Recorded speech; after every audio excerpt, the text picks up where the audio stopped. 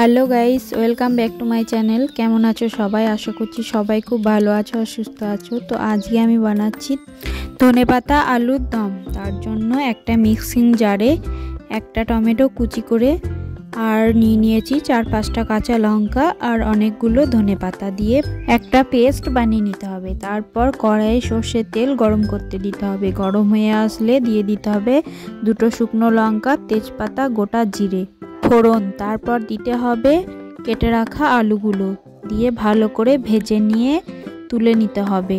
তারপর কড়াই 2টো শুকনো লঙ্কা দিয়ে আগে থেকে বেটে রাখা মশলাটা দিয়ে 1 চামচ চিনি, 1 চামচ হলুদ গুঁড়ো, 1 চামচ ধনে গুঁড়ো, 1 চামচ জিরে গুঁড়ো, 1 চামচ লঙ্কা গুঁড়ো, 1 চামচ নুন দিয়ে মশলাটা ভালো করে কষিয়ে নিতে হবে।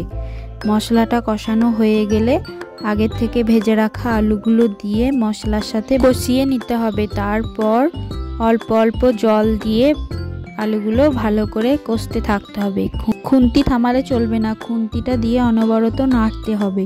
তারপর পরিমাণ মতো জল দিয়ে যতক্ষণ না আলু সিদ্ধ হচ্ছে ততক্ষণ ঢাকা দিয়ে রাখতে হবে। তারপর আলু সিদ্ধ হয়ে গেলে ঢাকা তুলে নামিয়ে নিলেই তৈরি হয়ে যাবে ধনেপাতা আলুর দম।